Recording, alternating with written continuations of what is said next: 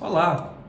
Desde o início da pandemia, você tem se notado mais ansioso, angustiado, com tendência a momentos de tristeza, com a sensação de esgotamento mental e perda de controle?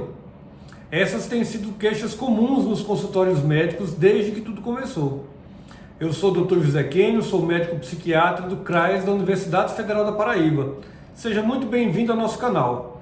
Eu estou aqui hoje para discutir com vocês sobre os motivos, do ponto de vista psiquiátrico, que fazem com que o indivíduo se sinta dessa forma, com esses sintomas. Em primeiro lugar, a doença é causada por um vírus chamado SARS-CoV-2, da família do coronavírus, e que foi identificado inicialmente na China no final de 2019.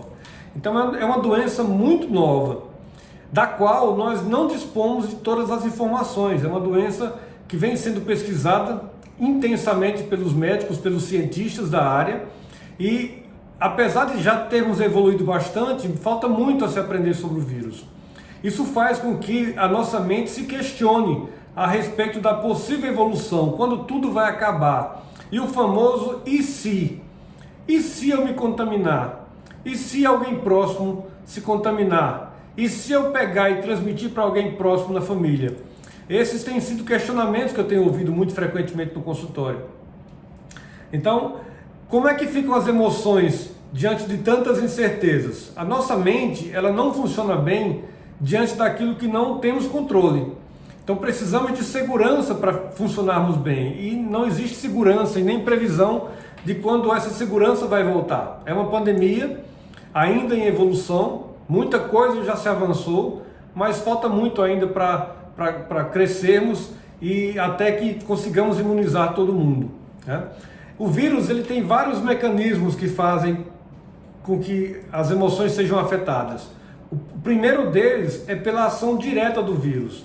Então esse vírus, ele tem uma predileção, ele prefere, ele tem sente uma atração pelo tecido cerebral. Então existe a influência direta do vírus sobre o cérebro. Isso faz com que haja mudança de comportamento, com que haja mudanças de percepções, gera fraqueza, fadiga que pode persistir por muito tempo, né?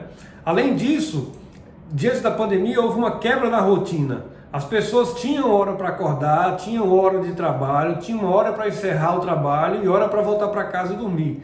Toda essa rotina foi quebrada na pandemia, né? A princípio muitos gostaram porque deixaram de ter que trabalhar, ou o trabalho parou por um período, mas logo se viu que não era uma coisa opcional, era uma obrigação ter que ficar em casa, né? O isolamento social, um meio usado para restringir o crescimento da pandemia, acabou virando uma prisão domiciliar. Então muitas pessoas se sentiram assim, e isso fez com que agravasse os sintomas emocionais.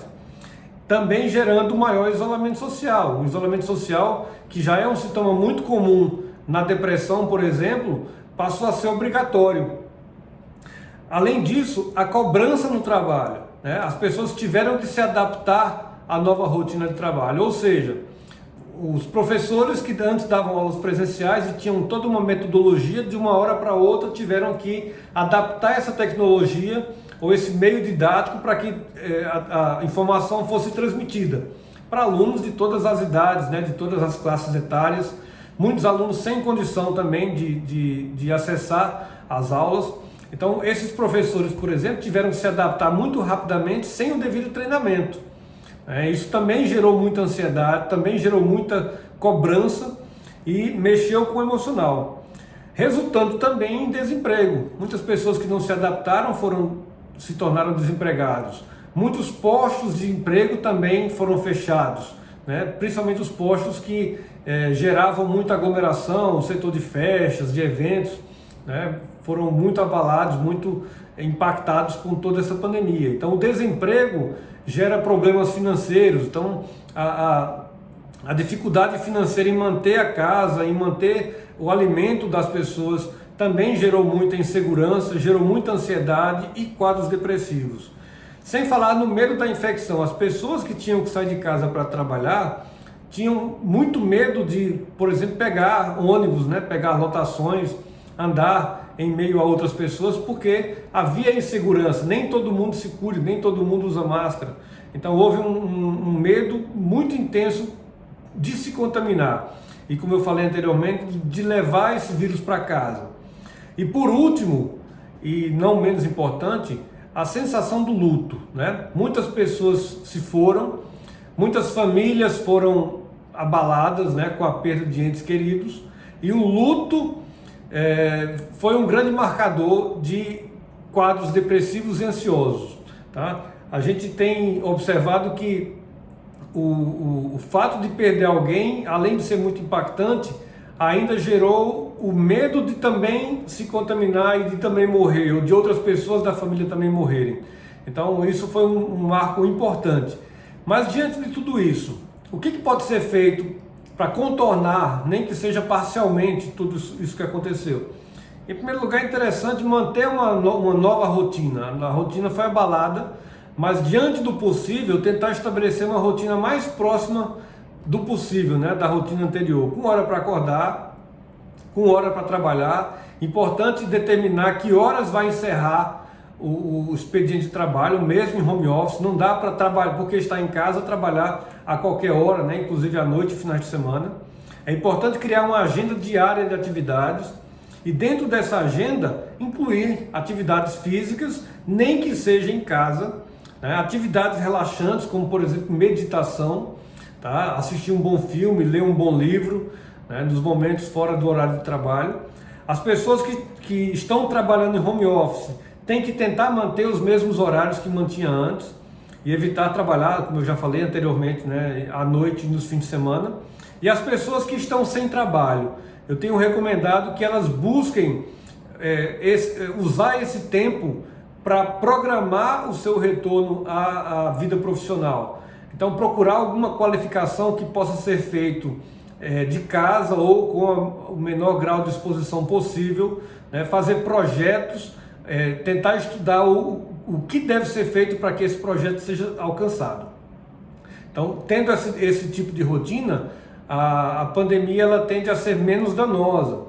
Tudo isso auxiliado pela psicoterapia, tá? Tem muitas pessoas que não conseguem criar essa rotina por conta própria, tem bloqueios que o impedem de evoluir, de crescer, né? de continuar pensando no futuro, projetando, programando o seu futuro. Então, para esses pacientes, a psicoterapia é fundamental.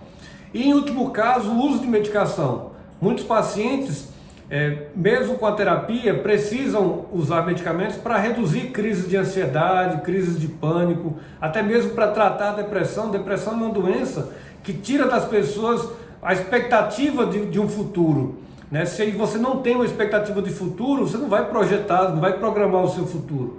Então a medicação ela pode ser usada com muito resultado em alguns pacientes, tanto para tratar crises de ansiedade, de pânico, como momentos de angústia e depressão. Além disso, alguns ansiolíticos também podem ser usados com bastante sucesso, sempre na menor dose possível, sempre pelo menor tempo possível.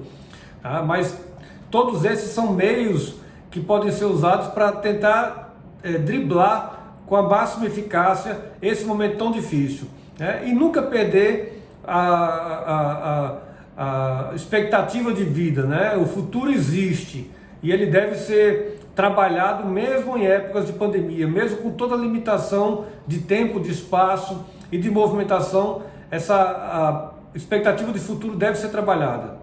Foi um prazer conversar com vocês, espero ter ajudado e um grande abraço a todos.